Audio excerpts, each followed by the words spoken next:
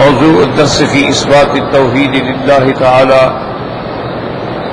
سبحانه سورة الجن تفسير ابن كثير. الحمد لله رب العالمين والصلاة والسلام على أشرف الأنبياء وسيد المرسلين سيدنا محمد وعلى آله وأصحابه أجمعين.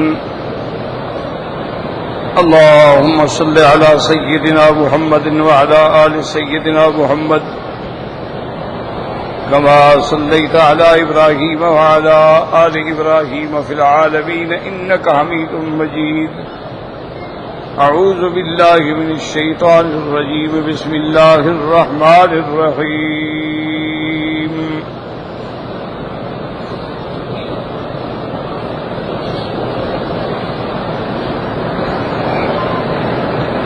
وأن المساجد لله فلا تدعوا مع الله أحدا.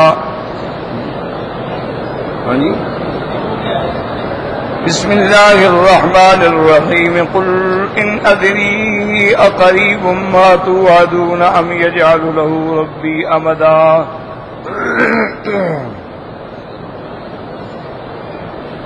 عالم الغيب فلا يظهر على غيبه أحدا إلا من ارتضى من رسول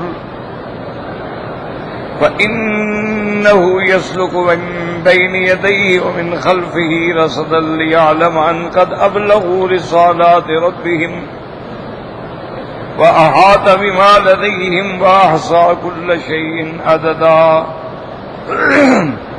قال المؤلف والمفسر رحمه الله تعالى أدام النفع بعلومه وعلومكم في الدارين آمين إلى أن قال يقول تعالى آمرا رسوله صلى الله عليه وسلم أن يقول للناس إنه لا علم له بوقت الساعة ولا يدري قريب وقتها أم بعيد. اب مفسر رحمۃ اللہ علیہ ان آیات کی تفسیر بیان فرماتی ہیں کہ اللہ نے حکم دیا اپنے نبی اپنے رسول حضرت محمد مصطفیٰ صلی اللہ علیہ وسلم کو کہ لوگوں کو بتا دیں کہ مجھے قیامت کے بارے میں کوئی علم نہیں ہے کہ کب ہوگی، یعنی علامات قیامت، اور قیامت تو حق ہے لیکن کب ہوگی، کس وقت ہوگی، اس کا علم اللہ کے سوا کسی ولا یدری، میں نہیں جانتا کہ اس کا وقت قریب ہے یا دور ہے. قل ان ادری اقریب ما توعدون ام یجعل له ربی امدا. امدا کا معنی مدتا طویلہ، یعنی پتہ نہیں قریب ہے یا بہت دیر ہے. وہی فی هذه الآیۃ الکریمۃ دلیل على ان الحدیث الذي يتداوله كثير من الجهلة من انه علیہ الصلاة والسلام لا يؤلف طاعة الأرض كذب لا أصل له ولم نره في شيء من الكتب وقد كان صلى الله عليه وسلم يسأل وقت الساعة فلا يجيب عنها ولما تبدى له جبريل في سورة أعرابي كان فيما سأله وان قال يا محمد صلى الله عليه وسلم فأخبرني عن الساعة قال ما المسؤول عنها بأعلم من السائل. فلما ناداه ذلك الأعرابي بصوت جهوري فقال يا محمد صلى الله عليه وسلم متى الساعة؟ قال ويحك إنها كائنة فما أعددت لها. قال أما إني لم أعد لها كثير صلاة ولا صيام ولكني أحب الله ورسوله. قال فأنت مع من أحببت. قال انس فما فرح المسلمون بشيء فرحهم بهذا الحديث. اب مفسر رحمۃ اللہ علیہ فرماتی ہیں کہ اس آیت میں یہ دلیل ہے کہ اللہ کے پیغمبر کو بھی تعیین ساعہ کا کوئی علم نہیں ہے. باقی جو لوگوں نے بنا رکھا ہے کہ کوئی ایسا علم نہیں جو اللہ نے حضور کو نہ دے دیا، یہ کذب ہے، اس کی کوئی اصل نہیں ہے اور نہ ہی کسی صحیح کتاب کے اندر یہ روایت موجود ہے. حضور صلی اللہ علیہ وسلم سے سوال کیا جاتا تھا قیامت کے بارے میں آپ ہمیشہ جواب دیتے کہ میں نہیں جانتا۔ اسی طرح جبریل علیہ السلام جب ایک اعرابی کی شکل میں آئے، حضور صلی اللہ علیہ وسلم سے آ کے سوالات کیے، مل اسلام و مل احسان، اور ان سوالات میں ایک سوال یہ بھی تھا کہ یا محمد صلی اللہ علیہ وسلم فاخبرنی عن الساعۃ، انہوں نے کہا حضور ہمیں بتلائیں کہ قیامت کب ہوگی۔ حضور پاک نے فرمایا مل مسئول عنہا باعلم من السائل، آپ نے فرمایا کہ جس سے پوچھے میں کوئی تجھ سے زیادہ اس بارے میں علم نہیں رکھتا، یعنی مانا ہمیں پتہ ہی نہیں ہے کب ہو۔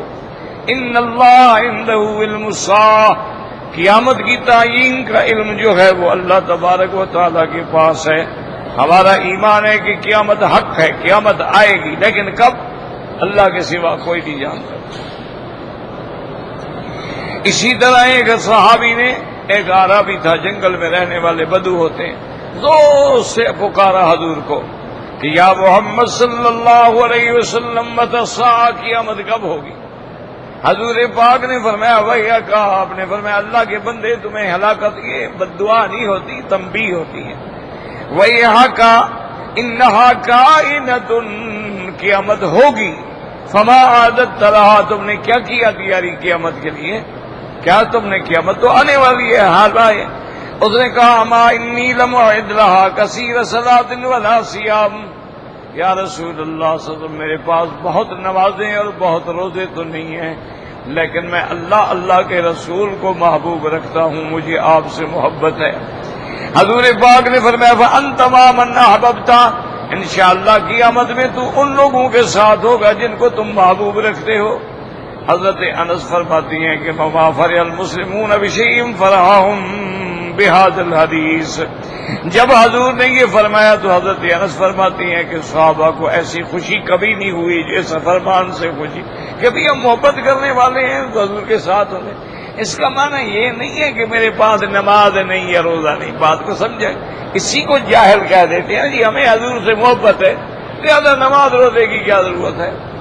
وہ کہہ رہے ہیں کثیر صیام و کثیر صلاۃ، کہ یا رسول اللہ میرے پاس کوئی بہت زیادہ نفلی روزے یا نفلی نمازیں نہیں، باقی فرض نہ پڑھے تو نعوذ باللہ وہ تو ایمان سے بھی نکل گیا، لیکن مجھے آپ سے محبت ہے۔ حضور نے فرمایا انشاءاللہ قیامت میں اللہ تبارک و تعالیٰ تمہیں اسی کے ساتھ کھڑا کریں گے جن کو تم اپنا محبوب رکھتے ہو۔ وقال ابن ابي حاتم حدثنا ابي قال حدثنا محمد بن مزاحم قال حدثنا محمد بن جبير قال حدثني ابو بکر نبی مریم النطاع ابن ابی رباح نبی سید الخدری رضی اللہ تعالی عنہ النبی قال یا بنی آدم ان کنتم تاکلون فعدوا انفسکم من الموتى والذی نفسی بیدہ انما توعدون لآت۔ حضرت ابی سعید خدری رضی اللہ تعالیٰ عنہ سے روایت ہے کہ حضور پاک صلی اللہ علیہ وسلم نے فرمایا کہ اے ابن آدم اپنے آپ کو مردوں میں شمار کیا کرو کہ مرنا تو ہے نا، آپ نے یقین ہو کہ بس ہمارا وقت جو ہے آنے والا۔ والذی نفسی بیدہ، مجھے قسم ہے اس ذات پاک کی جس کے قبضہ قدرت میں میری جان ہے کہ قیامت آنے والی ہے، موت آنے والی، ٹل نہیں سکتی۔ تو ہر وقت یہ سمجھا کرو بھی ہم تو مردوں میں ہیں، پتہ نہیں کس وقت بلاوا آ جائے۔ وقد قال ابو داود فی آخر کتاب الملاحم حدثنا موسیٰ بن سہل قال حدثنا حجاج بن ابراہیم قال حدثنا ابن وہب قال حدثني معاوية بن صالح عن عبد الرحمن بن جبير عن النبي ثعلبة الخشني قال قال رسول الله صلى الله عليه وسلم اجر الله للامة بنصف يوم، یعنی آدھا دن بھی نہیں گزرے گا کہ سب حساب کتاب ختم ہو جائیں گے۔ انفرد بھی ابو داؤد ثم قال ابو داؤد حدثنا عمرو بن عثمان قال حدثنا ابو المغيرة قال حدثني صفوان بن شريح بن عبيد عن سعيد بن سعد بن ابي وقاص رضي الله تعالى عنه عن النبي صلى الله عليه وسلم قال اني لارجو اللہ تعجز امتی عند ربها ان يؤخر نصف يوم، یہ سما کم نصف یوم قال 500 عام، انفرد بھی ابو داؤد۔ اس حدیث پاک میں آیا حضور پاک نے فرمایا کہ مجھے اللہ کی رحمت سے امید ہے کہ میری امت کو زیادہ تاخیر کا سامنا نہیں کرنا پڑے گا مگر آدھا دن. تو انہوں نے پوچھا کہ آدھے دن سے کیا مراد ہے؟ انہوں نے فرمایا آدھے دن سے مراد ہے 500 سال، کیونکہ وہاں ایک دن جو ہے 1000 سنۃ مما تعدون، وہ 1000 سال کے برابر ہوگا. وقوله تبارک وتعالی عالم الغیب فلا یظہر علی غیبہ احدا الا من ارتضی من رسول. هذه قوله تبارك وتعالى ولا يحيطون بشيء من علمه إلا بما شاء. وهكذا قال هنا أنه يعلم الغيب والشهادة وأنه لا يطلع أحد من خلقه إلى شيء من علمه إلا مما اطلعه الله تعالى عليه. اس حدیث اس تفسیر کے اندر بھی ارشاد فرمایا گیا کہ عالم الغیب والشہادہ جو ہے وہ اللہ کی ذات ہے. اللہ تبارک و تعالیٰ اگر چاہے تو اپنے خلق میں سے، مخلوق میں سے کسی کو جتنا چاہے مطلع فرما دے، ورنہ علم غیب اللہ کے پاس. عالم الغیب فلا یظہر علی غیبہ احدا الا من ارتضی برسول. ہاں جو ان کے پسندیدہ رسول ہیں چاہے تو ان پہ کچھ ظاہر فرما دیں. وہذا یؤم الرسول الملکی والبشری. الرسول سے مراد رسول ملک بھی ہے اور رسول بشری بھی ہے، یعنی جبریل بھی اور حضور پاک بھی. ثم قال تعالى فإنه يسلك من بين يديه ومن خلفه رصدا أي يخص مزيد معقبات يحفظون من أمر الله ويسابقونه على ما معه من وحي الله. اور اللہ پاک نے فرمایا جب جبریل وحی لے کے آتا ہے تو ہم اس کی حفاظت کے لیے بھی ملائکہ کی ڈپٹی لگا لیتے ہیں تاکہ اللہ کا وحی جو ہے وہ محفوظ طریقے سے حضور پاک کی طرف پہنچے. لِيَعْلَمَ مَنْ قَدْ أَبْلَغُوا رِسَالَاتِ رَبِّهِمْ وَأَحَاطَ بِمَا لَدَيْهِمْ وَأَحْصَىٰ كُلَّ شَيْءٍ عَدَدًا. وقد اختلف المفسرون في الضمير الذي في قوله يعلم إلى من يعود، وقيل إنه عائد إلى النبي صلى الله عليه وسلم. قال ابن جرير حدثنا ابن حميد قال حدثنا يعقوب الكمي عن جعفر بن سعيد بن في قول عالم الغيب ولا يظهر على غيبه أحد إلا من ارتضى من رسول فإنه يسلك من بين يديه ومن خلفه رصدا. كان 4 حفظة من الملائكة مع جبريل. 4 فرشتے جو ہیں وہ جبریل علیہ السلام کی حفاظت کے لیے بھی ساتھ ہوتے ہیں. لِيَعْلَمَ محمد صلی اللہ علیہ وسلم، تاکہ حضور پاک جان لے کہ ان قد ابلغوا رسالات ربہم، کہ انہوں نے صحیح پیغام پہنچایا ہے. وقد احاط ما لدیہم واحصیٰ کل شیء عددا. ہر چیز جو ہے اللہ کے علم میں ہے، اللہ تبارک و تعالی نے اس کو گن رکھا ہے. فرواہ ابن ابی حاتم من حدیث یعقوب الکمی بہ وہکذا رواہ الضحاک والسدی وزی ابی حبیب. وقال عبد الرزاق رحمہ اللہ ليعلم ابلغوا رسالات ربهم قال ليعلم نبی اللہ، اللہ کا پیغمبر یہ جان لے ان الرسل قد بلغت عن اللہ، اللہ کے فرشتوں نے اللہ تعالیٰ کی دی ہوئی وحی جو ہے پہنچا دی ہے. وان الملائکۃ حفظتها ودفعت عنها، اور اللہ کے فرشتوں نے حفاظت کے ساتھ اللہ کی وحی کو پہنچایا ہے. قضا رواہ سعید نبی عروبۃ وختار جری وکیل غیر ذلك ما رواه الاوفی ان ابن عباس فی قول ان من ارتضى من رسول فانه يسلك من بين يديه ومن خلفه رصدا. قال وقبات من يحفظ النبي صلى الله عليه وسلم الشيطان حتى يتبين الذين ارسل اليهم فذلك حين يقول يعلم على الشرك ان قد رسالات ربهم. اور بعض علماء فرماتے ہیں کہ اللہ نے فرشتوں کی حفاظت رکھی حضور صلی اللہ علیہ وسلم پر تاکہ حضور پاک صلی اللہ علیہ وسلم جو ہیں یہ جان لیں کہ کوئی شیطان اس وحی میں مداخلت نہیں کر سکتا ہے. اور اسی طرح وہ کہہ سکتے ہیں اہل شرکوں کے بھی جان لیں کہ اللہ تعالیٰ کے تمام فرامین جو ہیں وہ سب کے سب صحیح طریقے سے مجھ پہ پہنچے ہیں اور میں نے آگے پہنچائے ہیں. وقال بغوی کا یعقوب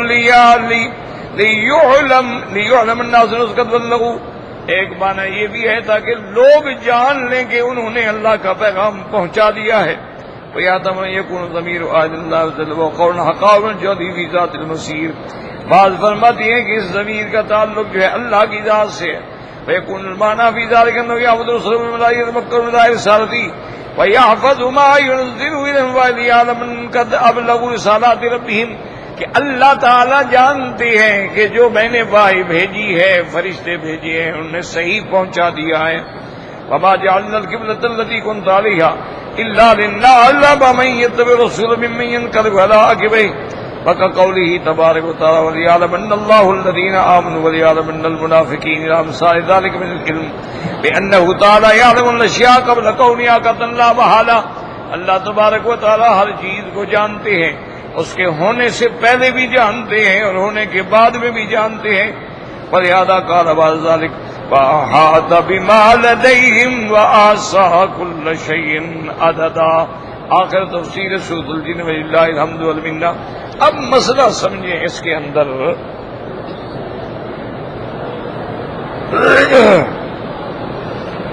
سب سے اہم بات جو ہے وہ سمجھنے کی کوشش بھی کریں اور دماغ میں بھی رکھیں.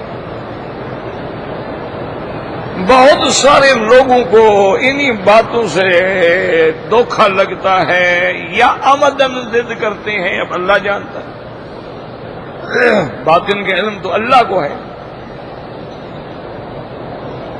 تو وہ انہی قرآن کی آیات سے یہ استدلال پکڑتے ہیں کہ بھئی اللہ کی ذات عالم الغیب ہے، لیکن اللہ تبارک و تعالیٰ جس رسول کو محبوب رکھتے ہیں، پسند کرتے ہیں، اس کو غیب عطا فرماتے ہیں. تو لہذا وہ یہ کہتے ہیں کہ اللہ کا علم جو ہے وہ تو ہے ذاتی، لیکن انبیاء اور اولیاء کو بھی علم غیب ہے، لیکن ہے عطائی کہ اللہ نے ان کو دے دیا.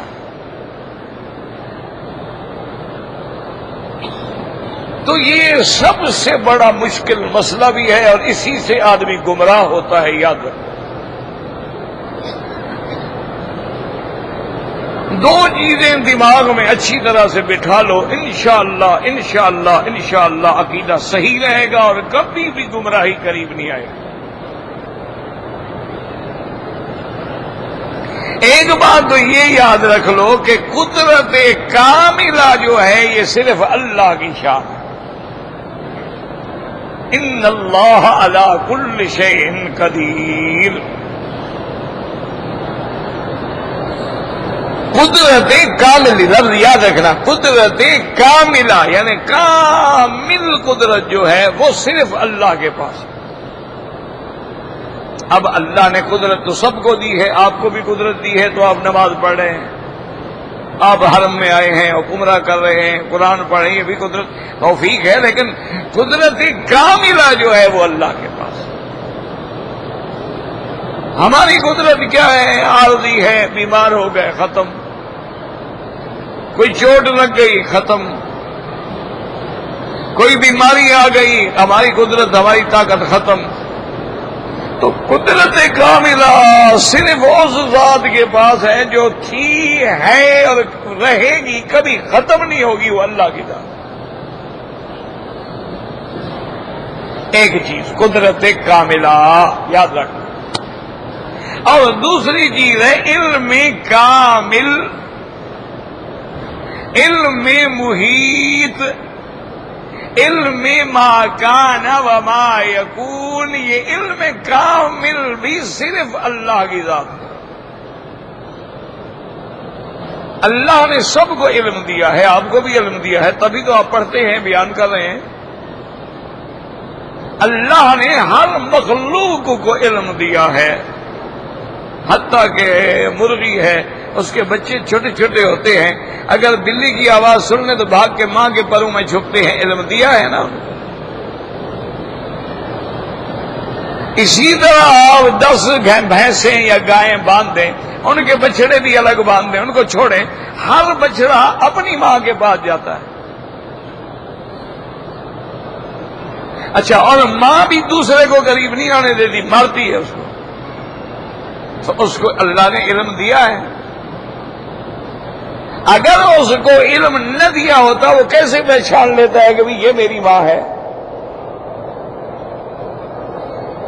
اللہ نے چیونٹیوں کو بھی علم دیا ہے کہ چیونٹی جو ہے وہ اللہ نے قرآن میں فرمایا ہے کہ اپنی ساری چیونٹیوں کو اکٹھا کر کے تقریر کر رہی ہے اور کہہ رہی ہے کہ یا ایھا النمل ادخلوا مساکنکم، اپنے اپنے بلوں میں گھس جاؤ، لا یحطمنکم سلیمان وجنودہ، حضرت سلیمان اس کا لشکر جو ہے تمہیں کچل نہ ڈالے۔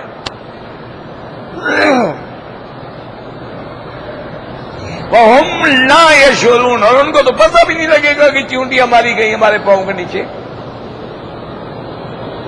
تو اللہ نے علم تو چیونٹی کو بھی دیا ہے، کتنا صغیر حقیر جانور ہے اس کو بھی علم ہے۔ اچھا دیکھو اپنی قوم کا کتنی خیر خواہ ہے، سب کو بلا رہی ہے خیال کرو خیال کرو، اور ہماری مسلمان قوم جو ایک دوسرے کو قتل کر رہی ہے۔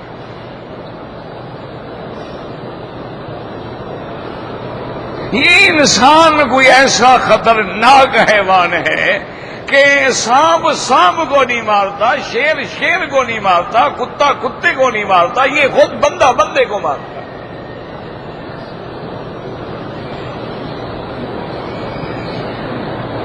اسی لیے علماء نے ایک بات کی ہے کہ اگر انسان صحیح معنی میں انسان بن جائے تو ملائکہ سے بھی اونچا ہو جاتا ہے، اور انسان اگر انسانیت سے گر جائے تو پھر شیطان سے بھی نیچے چلا جاتا ہے۔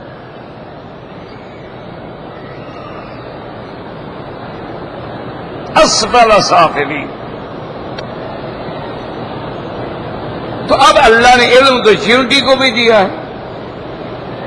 اچھا دیکھیں چیونٹی کو اللہ نے ایسا علم دیا ہے کہ یہ گندم کا دانہ کوئی اٹھائے نا کہیں سے، اس کو ایسے کر کر کر کے یہ باقاعدہ اپنی 2-4 مہینے کا خوراک جمع کرتی ہے کہ بھئی اگر کل موسم ایسا آ رہا ہے پھر ہم خوراک لینے کیسے جائیں گے۔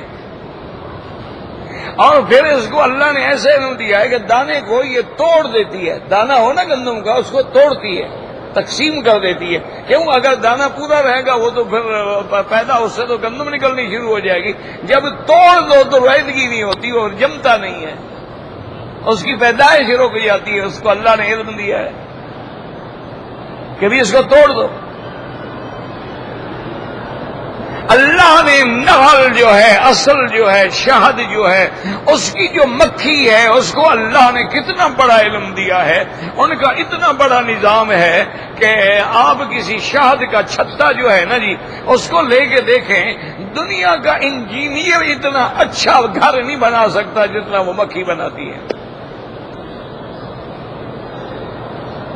بڑے سے بڑے انجینئر کو بلائیں، وہ مسدس نہیں بنا سکتا اسی طرح، نہ وہ مربع ہے نہ مثلث ہے، وہ مسدس ہے۔ اور پھر اس میں اس کے راستے ہیں، پھر ان کی ملکت النحل ہے، پھر اس کی سیکورٹی ہے، وہ ساری پہرا دیتی ہے کہ اگر کوئی مکھی زہریلے پودے کو چوس کے آ جائے تو اس کو مار مار کے بھگا دیتی ہے کہ باقی کو مرنے کا سبب نہ بن جائے۔ ہم زہر خرید کے کنویں میں ڈالتے ہیں کہ مسلمان مر جائیں،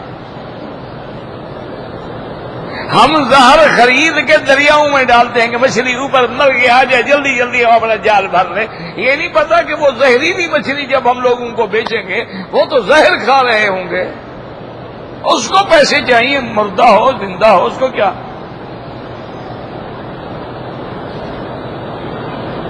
اللہ نے اس کو بھی علم دیا ہے۔ اور پھر یہ دیکھو کہ شہد کی مکھی جو ہے اپنے چھتے سے نکل جائے گی، دور چلی جائے گی، پھر واپس اپنا راستہ بھی یاد رکھتی ہے، وہ درخت بھی یاد رکھتی ہے، وہ جگہ بھی یاد رکھتی ہے۔ وَأَوْحَىٰ رَبُّكَ إِلَى النَّحْلِ أَنِ اتَّخِذِي مِنَ الْجِبَالِ بُيُوتًا وَمِنَ الشَّجَرِ وَمِمَّا يَعْرُشُونَ۔ اللہ نے فرمایا ہم نے سمجھایا ہے شہد کو، ہم نے اس کے دل میں یہ بات ڈالی ہے، پہاڑوں میں گھر بناؤ، درختوں میں گھر بناؤ۔ ہم نے اس کو راستے سمجھائے ہیں، ہم نے اس کو یہ بھی بتلا دیا ثم کلی من کل الثمرات، تو اللہ نے اس کو بھی علم دیا ہے۔ اللہ نے گھوڑے کو بھی علم دیا ہے، آپ راستہ بھول جائیں، لگام آپ چھوڑ دیں گھوڑے پر، گھوڑا جدھر ادھر بھٹکتا بھٹکتا آپ کو راستے پہ پہنچا دے۔ اللہ نے اونٹ کو بھی علم دیا ہے کہ آپ اس کو صحرا میں لے جائیں جہاں ٹیلے ہی ٹیلے ہیں، کوئی سمجھ نہیں آتی، کوئی درخت نہیں، کوئی علامت نہیں، آپ اونٹ کو چھوڑ دیں، اونٹ ادھر ادھر بھٹکتے بھٹکتے آپ کو راستے پہ لے جائے۔ تو بات کو سمجھیں، اللہ نے علم سب کو دیا ہے، ہر مخلوق کو دیا ہے، ساری مخلوق سے زیادہ علم اللہ نے انسان کو دیا ہے، اور تمام انسانوں سے زیادہ علم اللہ نے رسولوں کو دیا ہے، اور تمام رسولوں سے زیادہ علم اللہ نے میرے مدنی رحمت دو جہاں کو دیا ہے، لیکن علم کامل اللہ کے پاس ہے۔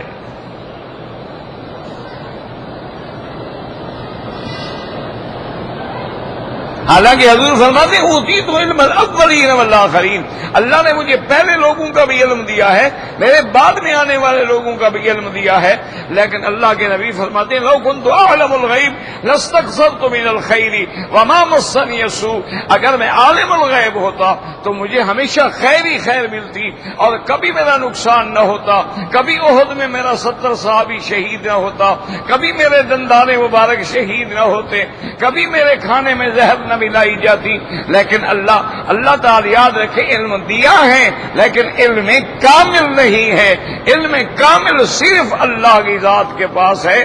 باقی قرآن میں جہاں آپ دیکھیں گے لفظ آئے گا اطلاع علی الغیب، اظہار عن الغیب، انباء عن الغیب، سارے قرآن میں علم غیب کا لفظ نہیں ہوگا اللہ کے سوا، یعنی اللہ اطلاع دے دیتے۔ اللہ چاہتے ہیں تو بعض باتیں انبیاء پہ ظاہر فرما دیتے ہیں، اللہ چاہتے ہیں تو بعض علم کے بارے میں خبر دے دیتے ہیں، لیکن علم کامل نہیں ہوتا۔ علم کامل صرف عالم الغیب والشہادہ، قل لا يعلم من في السماوات والارض الغیب الا اللہ۔ اللہ کے نبی نے فرمایا نبی اعلان کر دو آسمانوں اور زمین میں کوئی غیب نہیں جانتا مگر اللہ۔ یہی وہ مسئلہ ہے کہ جب ہم یہاں سے بیٹھے ہوئے معین الدین اجمیری کو پکارتے ہیں یا عبد القادر جیلانی کو پکارتے ہیں یا حضرت ہجویری کو پکارتے ہیں یا حضرت بہاؤالدین کو پکارتے ہیں تو ہمارا عقیدہ یہ ہوتا ہے کہ میرے پیر کو میرے حال کا بھی پتہ ہے اور میری فریاد بھی سن رہا ہے اور میری مدد بھی کرے گا۔ یہی شرک ہے، یہی عقیدہ ہو گیا نا کہ اس کو پتہ مانا وہ عالم الغیب ہے۔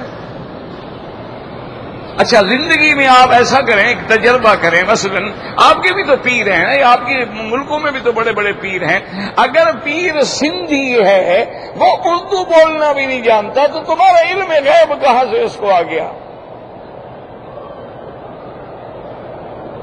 اور اگر پیر اردو سپیکنگ ہے، اس غریب کو سندھی بھی نہیں آتی، وہ زندگی میں دوسری بولی نہیں بول سکتا، عربی نہیں جانتا، انگلش نہیں جانتا، اگر کوئی انگریزی پیر ہے تو عربی نہیں جانتا، عربی پیر ہے تو اجمی نہیں جانتا، تو عالم الغیب کیسے ہو گیا؟ ایک کھلی سی بات کو سمجھیں، اسی میں لوگ جو ہیں اللہ معاف فرمائے وہ شرک میں مبتلا ہو جاتے ہیں۔ یاد رکھو اللہ نے علم سب کو دیا ہے لیکن علم کامل اور علم محیط جو ہے وہ صرف اللہ کے پاس ہے۔ اب دیکھیں حضور پاک نے ساری امت کو سکھلایا ہے کہ شادی کرنی ہے، گھر بنانا ہے، تجارت کرنی ہے، استخارہ کرو، اور وہ استخارہ کیا ہوتا ہے کہ 2 رکعت نماز پڑھو اور اس کے بعد درود شریف پڑھو اور اس کے بعد یہ دعا مانگو، اللہم انی استخیرک بعلمک واستقدرک بقدرتک فانک تقدر ولا اقدر، تیرے پاس قدرت کاملہ ہے میرے پاس نہیں ہے، انک تعلم ولا اعلم، تیرے پاس علم ہے میرے پاس علم نہیں ہے۔ اسی طرح آپ جنازہ پڑھتے اللہم اغفر لحینا و میتنا و شاہدنا و غائبنا، تو جب علم غیب ہے تو پھر غائب کا کیا معنی؟ اس لیے اسی وجہ سے شرک ہوتا کہ لوگوں کے اعتقاد میں آ جاتا ہے کہ میرے پیر کو علم ہے، میرے مرشد کو علم ہے، اور میرے اندر کا بھی علم ہے، میری ہر چھپی بات کو بھی وہ جانتا ہے. یعنی اللہ معاف کرے، اللہ معاف کرے، اتنی بےہودہ باتیں کتابوں میں لکھی ہیں کہ آدمی کو کہتے ہوئے شرم آتی ہے کہ ایک پیر کے پاس ایک مرید ملنے کے لیے آیا تو پیر صاحب نے منہ پھیر لیا. اس بیچارے نے سمجھ لیا کہ مرشد ناراض ہے، اس نے بہرحال بڑی منت کی، پاؤں پڑا، حضرت معاف کر دیں، کیا بات ہے؟ انہوں نے کہا تمہاری 2 بیوی ہیں؟ انہوں نے کہا ہاں جی 2 بیوی ہیں. انہوں نے کہا تمہیں شرم نہیں آتی ہے کہ ایک بیوی سے جب تم لیٹ رہے ہوتے ہو، معاشرہ کر رہے ہو، دوسری بیچاری دیکھ رہی ہوتی ہے، تمہیں شرم نہیں آتا کہ ایک بیوی کو الگ رکھو، دوسری کو الگ رکھو؟ تو اس نے کہا حضرت آپ کو کیسے پتا ہے؟ اور اس نے کہا تیرے فلاں جو کمرہ ہے، جو تیرا بیڈ روم ہے، اس میں 2 پلنگ ہیں. اس نے کہا ہاں. تیسرا بھی ہے؟ اس نے کہا ہاں. ان کا تیسرے پہ تو میں سو رہا تھا، میں دیکھ رہا تھا. یعنی اب پیر یہ بھی دیکھتا ہے کہ مرید کیا کر رہا ہے. انا للہ و انا الیہ راجعون. یہ باتیں نہیں کتابوں میں لکھا ہے ظالموں نے کہ جب نطفہ عورت کے فرج میں ٹھہرتا ہے تو مرشد دیکھ رہا ہوتا ہے. اتنا بھی جاہلوں کو پتہ نہیں کہ نطفہ فرج میں نہیں ٹھہرتا، ظالموں، رحم میں ٹھہرتا ہے. جھوٹ تو جھوٹ ہوتا ہے نا، پھر لکھنے میں بھی جھوٹ لگ جاتا ہے. تو اس لیے اللہ نے فرما دیا عالم الغیب فلا یظہر. اظہار الگ چیز ہے. اب دیکھو میرے ہاتھ میں مثلا کوئی چیز ہے، میں ظاہر کر دوں، اب علم غیب نہ رہا، وہ تو ظاہر ہو گیا.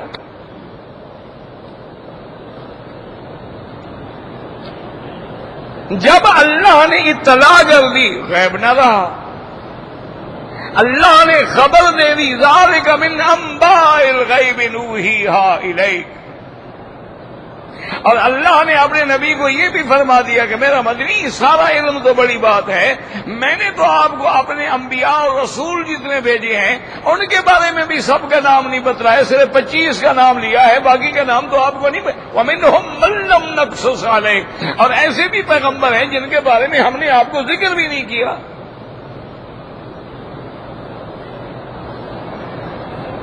اس لیے ہمیشہ یاد رکھیں کہ اللہ کے قرآن کو تحریف نہ کیا کریں.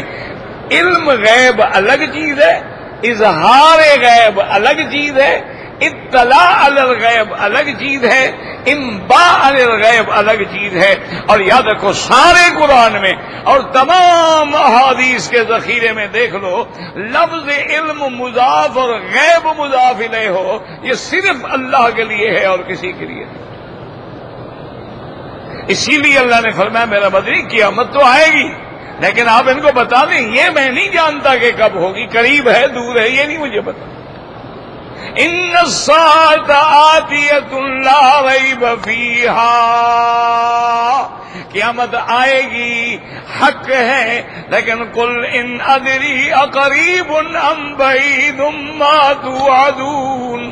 یہ نہیں مجھے پتا قریب ہے کہ دور ہے. یہ اللہ یہ بھی ہے کہ جمعہ کا دن ہوگا، لیکن کون سا جمعہ؟ یہ بھی ہے کہ زیادہ مدت جو ہے دنیا کی وہ گزر چکی ہے، باقی تھوڑی رہ گئی ہے، لیکن کتنی رہ گئی ہے یہ کوئی نہیں جانتا. اچھا باقی ہوتا ہے نا یہ نجومی بتا دیتے ہیں یا جفر والے بتا دیتے ہیں یا ہاتھ دیکھنے والے کچھ باتیں بتا دیتے ہیں. اصل بات تو یاد رکھو یہ اٹکل اور ظنیات ہوتے ہیں، ان کے تجربہ ہوتا ہے. اور دوسرا یہ ہے کہ اللہ نے جو لکیریں بنائی ہیں لا شک فی ذالک، اس میں بھی کوئی حکمت ہے اللہ تعالیٰ کی. جیسے کوئی انگلش پڑھا ہوا پڑھ لیتے ہیں، ہم نہیں پڑھ سکتے. ہو سکتا ہے یہ بھی کوئی تحریر ہوں اور کسی کو اللہ نے اس کے پڑھنے کا علم دیا ہو، لیکن وہ بھی یہ ہے کہ اکثر غلط ہوتا ہے. اس لیے حضور نے فرما دیا کہ ان پر کبھی یقین نہ کیا کرو. اور نہ ان پر کبھی عقیدہ رکھا کرو، بلکہ اتنا سخت لفظ فرمائے من اتا عرافا او کاہنا، جو آدمی ان کے پاس جاتا ہے، ان سے اپنے بارے میں خبریں پوچھتا ہے، میرا حال بتلاؤ، میری زندگی آگے کیا ہوگی، ستارہ کیا ہوگا، کب گردش چلے گی، پوچھتا ہے اور سمجھتا ہے یہ سچ کہہ رہے ہیں، حضور نے فرمایا کہ کفر بما انزل علی محمد، اس نے اللہ کے قرآن سے کفر کیا۔ جب اللہ کہتا ہے کوئی علم غیب نہیں جانتا، یہ کیسے جانتے ہیں؟ اچھا، ایک دفعہ حجاج کو بھی عجیب واقعہ پیش آیا، اس کے بعد بھی ایسے کوئی نجومی شجومی آ گیا،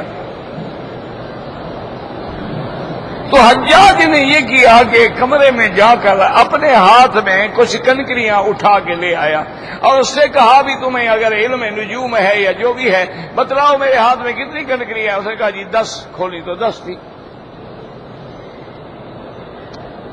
اب حجاج کو چکر آ گیا، وہ پھر اندر گیا، پھر واپس لے آیا، اس نے کہا اچھا اب بتاؤ کتنی، انہوں نے کہا جی 15 ہیں، کھولا تو 15 ہے۔ اب حجاج جیسا آدمی جس کی لغت میں بھی رحم کا لفظ نہ ہو، وہ پھر گیا کمرے میں، وہاں سے جا کے پھر کنکریاں اٹھا کے کہنے لگا اب بتاؤ، انہوں نے کہا اب میں نہیں بتا سکتا۔ انہوں نے کہا کیوں؟ انہوں نے کہا پہلے تم گن کے لاتے تھے، میں تمہارا علم چرا رہا تھا، اب تم بغیر گنے ہوئے لائے ہو، تمہیں بھی پتہ نہیں ہے کتنی ہے، تو میں کیسے بتاؤں؟ وہ تو میں تمہارا علم چرا لیتا تھا، مجھے علم غیب تھوڑا ہے، اب چونکہ خود تمہیں ہی پتہ نہیں ہے تو میں تمہارا علم کیا چراؤں، اس لیے مجھے بھی کوئی پتہ نہیں کتنی ہے۔ اس لیے اپنے عقیدے صاف رکھ لیں کہ قدرت کاملہ کا مالک بھی اللہ ہے، اور علم غائب کا مالک بھی اللہ ہے، اور علم محیط کا مالک بھی اللہ ہے، اور علم ما کانا جو ہو گیا، وما یکون جو ہوگا، وما ہوا کائن الی یوم القیامہ، قیامت تک جو ہوتا رہے گا اس کا علم بھی صرف اللہ کو ہے۔ اس لیے حضور نے فرمایا کہ خمس لا یعلمہن الا اللہ، یہ 5 اہم چیزیں ہیں جن کا علم اللہ نے کسی کو بھی نہیں دیا ہے، نہ کسی پیغمبر کو دیا، نہ کسی فرشتے کو دیا، نہ کسی ولی کو دیا۔ ان اللہ عنده علم الساعة وينزل الغیث ويعلم ما في الارحام وما تدری نفس ماذا تکسب غدا وما تدری نفس بأي ارض تموت واللہ اعلم۔ الحمدللہ سورۃ الجن کی تفسیر جو ہے اللہ نے مکمل کرا دی، اور اس کے بعد انشاءاللہ سورۃ المزمل کی تفسیر ہوگی، لیکن اب درس جو ہے انشاءاللہ عید کے بعد ہوگا، کیونکہ کل جمعرات ہے، چھٹی ہے، اور جمعہ کو انشاءاللہ ہو سکتا ہے کہ روزہ ہو جائے، اور افطار کے بعد درس دینا مغرب کے بعد ممکن ہی نہیں، ہر آدمی افطار کرنے کے لیے چلا جاتا ہے، پھر آگے وہ تراویح پڑھتا ہے، تراویح کے بعد بھی درس دینا مشکل ہو جاتا ہے، تو لہذا رمضان المبارک میں انشاءاللہ فجر کی نماز کے بعد باب المدینہ کی جانب برآمدے میں درس ہوگا، لیکن عربی زبان میں ہوگا، اور اردو کا درس جو ہے زندگی تو انشاءاللہ پھر عید کے بعد ہوگا۔ واللہ اعلم۔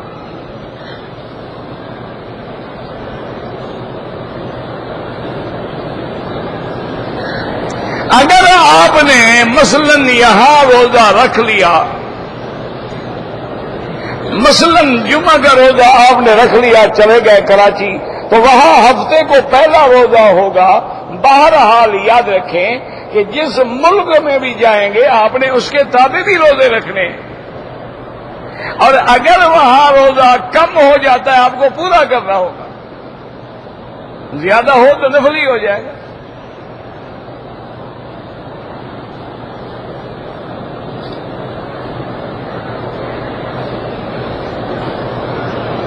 کہتے جی کہ رمضان المبارک کے مہینے میں اگر کسی کو احتلام ہو جاتا ہے اور غسل واجب کرتا ہے تو وہ اتنا مبالغہ نہ کرے غرارے کرنے میں کہ پانی اندر چلا جائے، احتیاط کرے، اور پانی ناک کی ہڈی کے جو نرم ہے یہاں تک پہنچائے، لیکن سر نیچے رکھے گا تو پانی نیچے جائے گا، اوپر تو نہیں جائے گا۔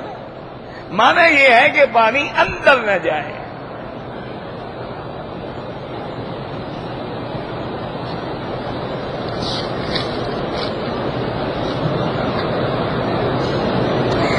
میری گزارش یہ ہے کہ جو بات علماء دیوبند کی ہے وہ ان سے پوچھیں، مجھ سے کیوں پوچھتے ہیں آپ؟ علماء دیوبند الحمدللہ ہر ملک میں موجود ہیں، وہاں سے جا کے مسئلہ پوچھ لیں۔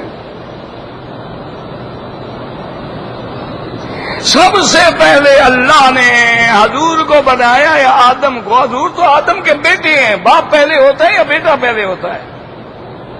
اتنا بھی تمہیں عقل نہیں ہے؟ آپ نے فرمایا انا سید ولد آدم، میں آدم کی اولاد میں سے ہوں لیکن ان کا سردار ہوں، تو باپ پہلے پیدا ہوتا ہے یا اولاد پہلے پیدا ہوتی ہے؟ کیا لوگوں نے مسئلے گھڑ رکھے ہیں؟ وہ تو ہے کہ انی عند اللہ لخاتم النبیین، اللہ کے علم میں میں خاتم النبیین تھا، ابھی آدم پیدا بھی نہیں ہوا تھا، وہ تو اللہ کے علم کی بات ہے، یہ نہیں ہے کہ حضور پیدا ہو گئے تھے،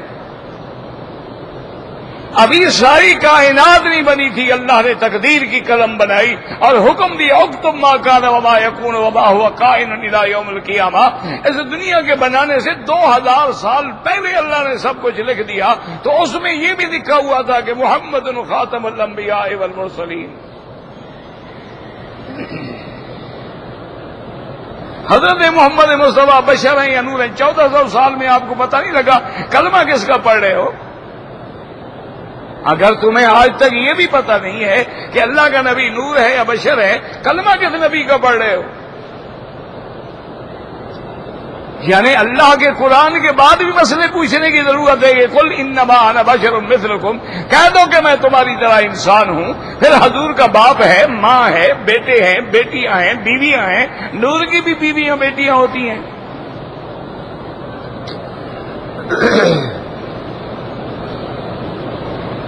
حضور کے روضے پہ سامنے کھڑے ہو کے الصلاۃ والسلام علیک یا رسول اللہ کہنا جائز ہے۔ حضور پاک نے معراج بھی رات جاتے ہوئے موسیٰ علیہ السلام کو دیکھا تھا قبر میں نماز پر، بالکل صحیح حدیث ہے، مسلم کی ہے۔ آپ نے فرمایا کہ عند الکثیب الاحمر، سرخ رنگ کے ٹیلے کے پاس میں نے دیکھا کہ اخی موسیٰ قائم یصلی فی قبرہ، حضرت موسیٰ کھڑے ہو کے قبر میں نماز پڑھ رہے ہیں۔ جو بریلوی حضرات یا رسول اللہ کے نعرے لگاتے ہیں ان کے پیچھے نماز نہیں ہوتی، غیر اللہ کی ندا، اسی کا نام تو شرک ہے۔ یا جبرائیل کہو یا رسول اللہ کہو یا عبد القادر کہو، شرک ہے۔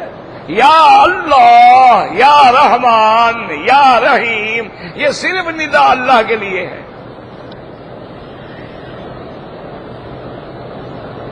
کوئی امام طویل لکھتا ہے اس کے پیچھے نماز ہوتی ہے، اگر قرآن حدیث کی آیتیں لکھتا ہے تو ہوتی ہے، اگر انتر جنتر منتر لکھتا ہے تو نہیں ہوتی۔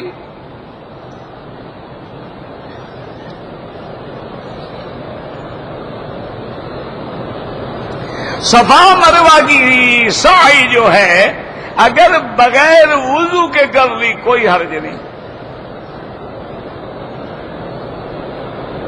اگر حالت احرام میں آنکھوں کو مسلنے سے پلکوں کا کوئی بال ٹوٹ گیا کوئی بات نہیں۔ دیکھو کتنا فکر ہے بیچارے کو کہ احرام میں پلکوں کا بال نہ ٹوٹے، لیکن داڑھی مبارک اس طرح کے ساتھ ساتھ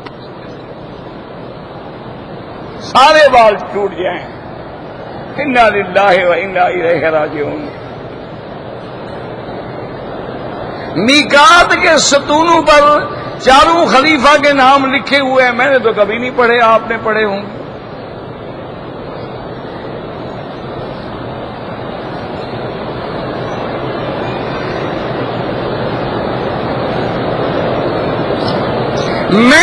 میرا دو بیٹے ہیں، دو بیٹی ہیں، بہرحال آپ کو بیٹی کا حصہ شریعت میں دینا پڑے گا، چھوٹا گھر ہو یا بڑا گھر ہو۔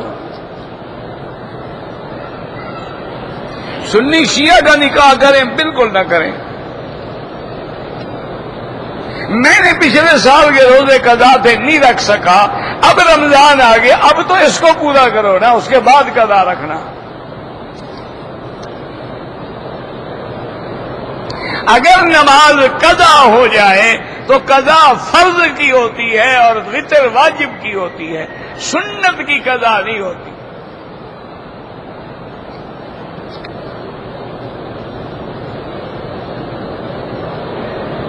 اعلیٰ حضرت حضرت یہ بریلوی حضرات کے ہیں نا، شیخ احمد رضا بریلوی، اس کو کہتے ہیں اعلی حضرت.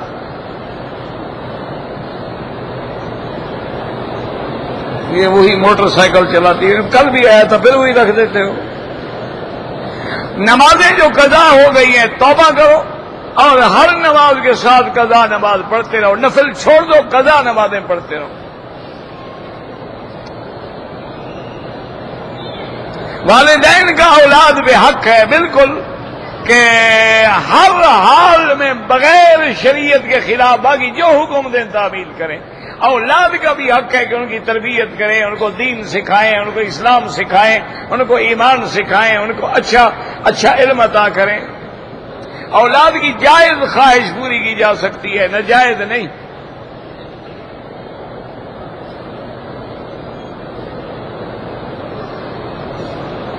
اگر ایک عورت نے احرام باندھا ہے، عورت کا احرام مجھے تو آج تک سمجھ نہیں آیا، خدا کا خوف کرو، عورت کا کوئی احرام نہیں ہوتا، کیا باندھا ہے؟ احرام عورت کا کون سا احرام ہے؟ جو کپڑے پہنے بیٹھی اسی نیت کرے گی. یہ جو رومال شمال باندھتی ہے تو تم نے خود گھڑ رکھا ہے. اور یہ اتنی بڑی غلطی ہے کہ رومال نہیں کھولتی، احرام بھاگ جائے گا، اس کے اوپر مسا کرتی ہے، نہ وضو ہوا، نہ نماز ہوئی، نہ عمرہ ہوا انشاءاللہ. اتنی بڑی یہ حالت ہے.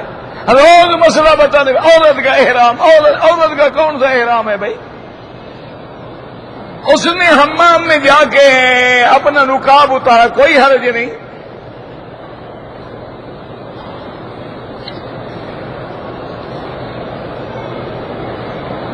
میں رمضان المبارک کا عمرہ کرنا چاہتا ہوں، افضل یہ ہے کہ مدینے جا کے کرو.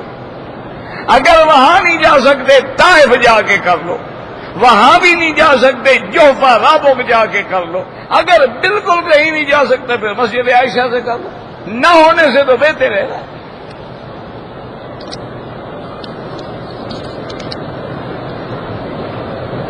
جنازے کا ایک سلام پھیرو جائز ہے، دو پھیرو جائز ہے.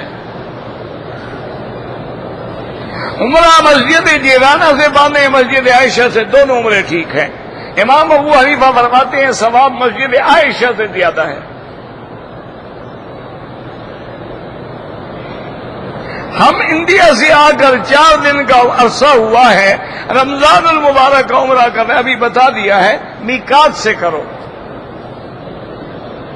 طواف اپنے لیے کرو، دوسرے کے لیے دعا مانگو.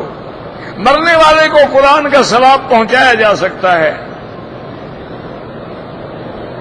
مرنے کے بعد آدمی جب جاتا ہے تو اللہ ان کو خبر دیتے ہیں کہ تمہیں آج فلاں آدمی تمہارے لیے دعا کی. اپنی جائیداد میں سے شریعت کے مطابق لڑکے کے 2 حصے، لڑکی کا 1 حصہ. شرابی کی 40 روزے نماز یہ تحدید شدید ہے، ورنہ نماز تو ہو جائے گی لیکن گناہ کبیرہ ہے، اس کو توبہ کرے.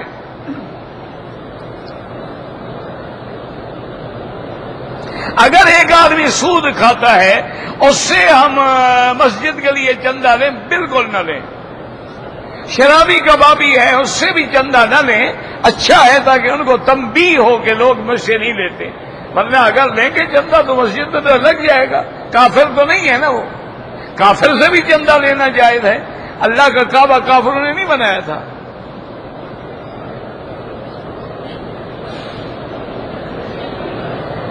ہم رشتوں کے لیے اللہ آسان فرمائے. لڑکا ہے یا لڑکی ہے، 3 دفعہ سورت الرحمان کی سورت روزانہ 3 دفعہ پڑھ کے دعا کریں، اللہ اچھا رشتہ دے گا اور جلدی دے گا.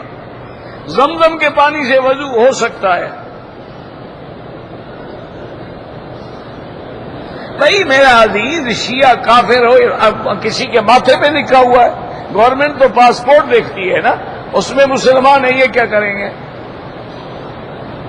تم کوشش کرو نا کہ اس میں نہ لکھنے دو مسلمان. اپنے ملک سے صرف یہ کرا لو، دوسرے کو چھوڑو.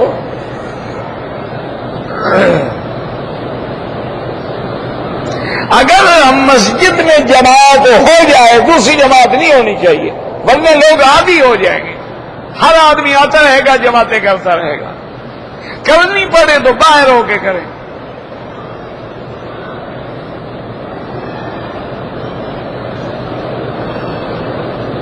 اگر کوئی پاکستانی جدے سے حج کے لیے نکلا، احرام نہیں باندھا کہ پکڑا نہ جاؤں، پھر مسجد عائشہ میں جا کے احرام باندھے، کیونکہ وہ ہل میں رہنے والا ہے۔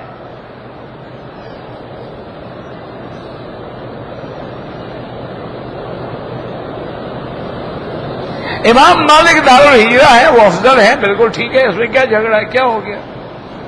وہ زیادہ قریب ہیں حضور پاک کے زمانے کے۔ عورت بچے کو دودھ پلائے وہ تو نہیں ٹوٹتا ہے۔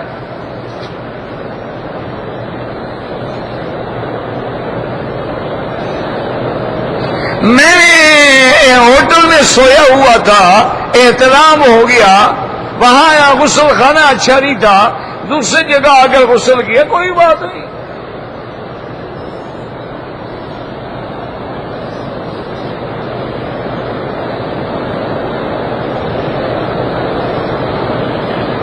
ایک آدمی سگریٹ نہ پیے تو اس کا اجازت نہیں ہوتی ہے، پھر اللہ کا عذاب ہے، توبہ کرے، کوشش کرے، جلاب کی گولی لے لو جناب، سگریٹ سے بھی پہلے نکل جائے گا۔ نیت ہی نہیں ہے تمہاری، تماشا بنا رکھا ہے تم نے کہ سگریٹ کے بغیر جی مجھے اجازت نہیں ہوتی۔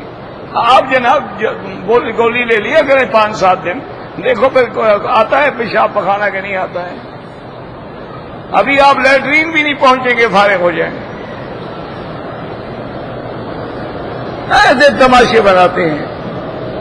اگر حالت احرام میں منہ پہ کپڑا پڑ گیا کوئی بات نہیں، آمدن نہ ڈالو، پڑ گیا تو پڑ گیا۔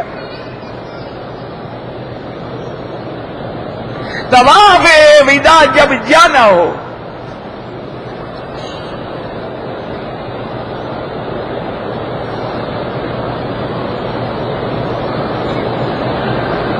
بہرحال ہم تو حیات انبیاء کے قائل ہیں، اگر کوئی غلط باتیں پھیلاتا ہے اللہ ہدایت دے۔ عرب والے بھی قائل ہیں، تمام علماء قائل ہیں، صرف فرقہ کرامیہ قائل نہیں ہے۔ یزید کے دور میں مسجد نبوی میں بے حرمتی ہوئی، بالکل ہوئی ہے۔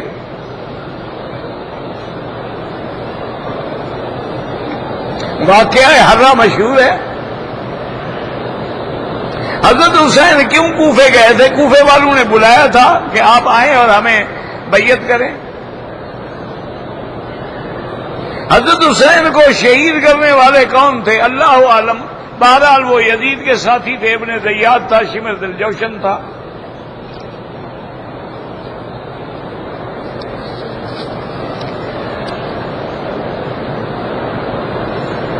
ایک آدمی کی والدہ فوت ہو گئی ہے، اس کے لیے میں رمضان کے روزے رکھ سکتا ہوں، پہلے اپنے تو رکھو۔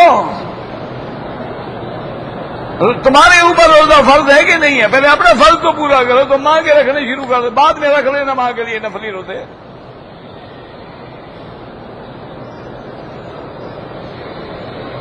بدر عالم، مجھے نہیں پتا بدر عالم سے کیا مراد ہے آپ کی۔ ایک تو بہت بڑے عالم گزرے ہیں مولانا بدر عالم، ان کی کتاب ترجمان السنہ ہے۔ عورتیں احرام کی حالت میں کپڑا آگے لٹکا لیں، جیسے گھونگھٹ لٹکایا جاتا ہے، منہ کو بھی نہ لگے، پردہ بھی رہے۔ پاکستان سے آؤ یا کہیں سے آؤ، جب مکے میں آ گئے ہو، اب اگر عمرہ کریں گے یا مسجد عائشہ جائیں گے یا جیرانہ جائیں گے۔ میں حضرت غلام اللہ خان مرحوم کا شاگرد نہیں ہوں، میرے مہربان تھے، تعلقات تھے۔ اجرت دینی امور پہ لینا بالکل علماء متاخرین کا متفق علیہ فتویٰ ہے۔ وہ پہلے زمانے میں بیت المال ہوتے تھے۔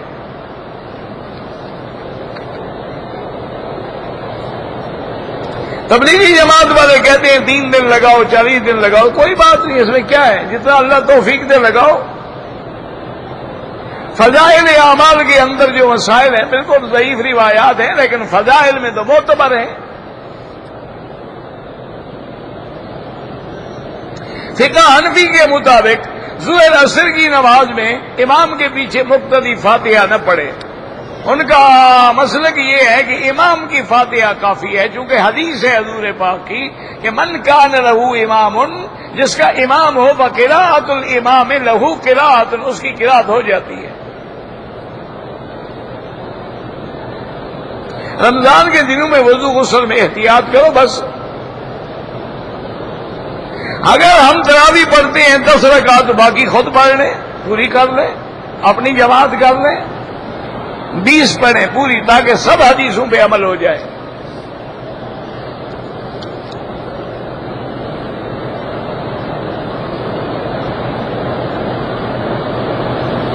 اگر مرد پہلے آ جائے، بیوی بعد میں کسی کو محرم بنائے، وہ محرم بنایا نہیں جاتا، محرم وہ ہوتا ہے جس کے ساتھ نکاح حرام ہو۔ 3-4 اکٹھے طواف کر کے بعد میں 2 رکعت پڑھیں، جائز ہے۔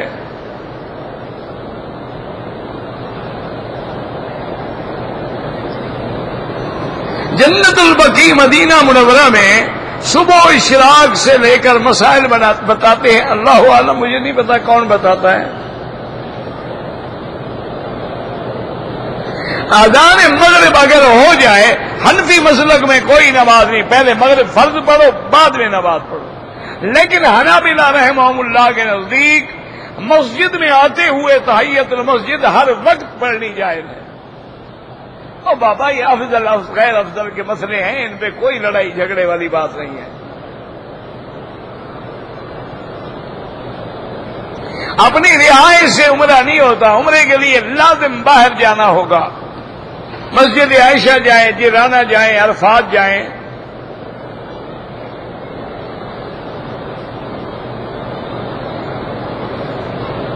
ایک آدمی قرآن شریف کا نہیں پڑھ سکتا ہے، سنتا ہے۔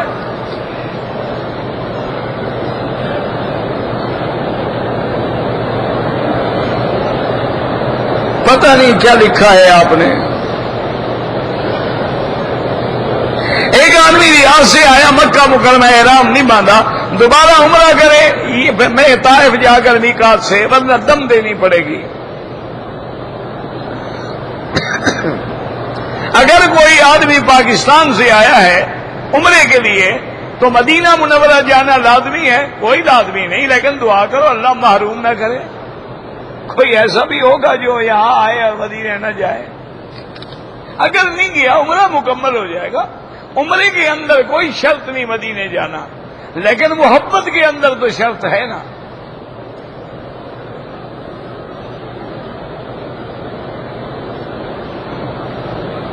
قیامت کے دن عورت اپنے ساتھ 4 مرد لے کے جائے گی، یہ کوئی مسئلہ نہیں ہے، گھڑے ہوئے کوئی دیہاتی مسئلے ہیں جو آپ نے خود بنائے ہوئے ہیں۔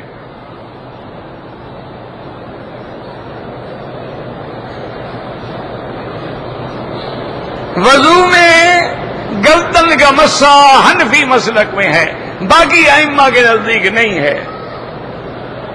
نماز جمعہ کے بعد حنفی مسلک میں پہلے بھی 4 رکعت ہیں، بعد میں 4 یا 6 رکعت ہیں، اور حنابلہ کے نزدیک پہلے بھی 2 ہیں، بعد میں بھی 2 ہیں۔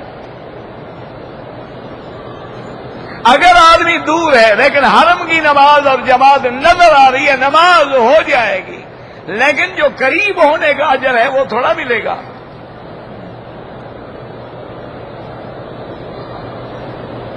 کہتے جی تقدیر میں تو ہر چیز لکھی ہوئی ہے، یہ بھی لکھا ہوا ہے کہ تم نالائق ہو، جان چھوڑو۔ اگر یہی لکھوا کے لائے ہو تو فی امان اللہ، یہی لکھا ہے کہ تم شقی ہو، بدبخت ہو، تو کون تمہیں شہید بنائے گا؟ اس سے بڑی بدبختی ہے کہ آدمی تقدیر کے مسائل پہ اعتراض کرے، جبکہ حضور نے فرمایا کہ تقدیر کے مسائل پہ کبھی بات نہ کرو۔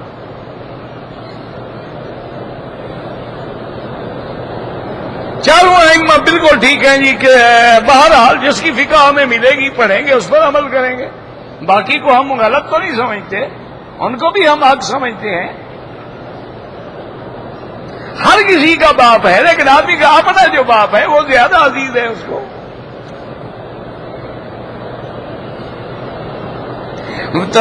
رمضان شریف میں وتر اکیلے پڑھیں، تہجد کے وقت پڑھیں، افضل ہے۔ یہاں کی جماعت کے ساتھ پڑھیں تب بھی الحمدللہ. حالت احرام میں نے کپڑے سے منہ صاف کر لیا کچھ بھی نہیں ہوتا. امام صاحب کے کعبہ کے سامنے کھڑے ہوتے ہیں 10-12 صفیں تو ہوتی ہیں نا, تو باقی فاصلہ صفوں میں ہے, امام میں تو نہیں ہے نا, نماز ہو جاتی ہے. اللہم صلی علی سیدنا محمد وعلی آل سیدنا محمد وبارک وسلم. یا اللہ یا رحمان یا رحیم یا حی یا قیوم یا ذی الجلال والاکرام. یا الہنا الہ کل شیء الہا واحدا لا الہ الا انت.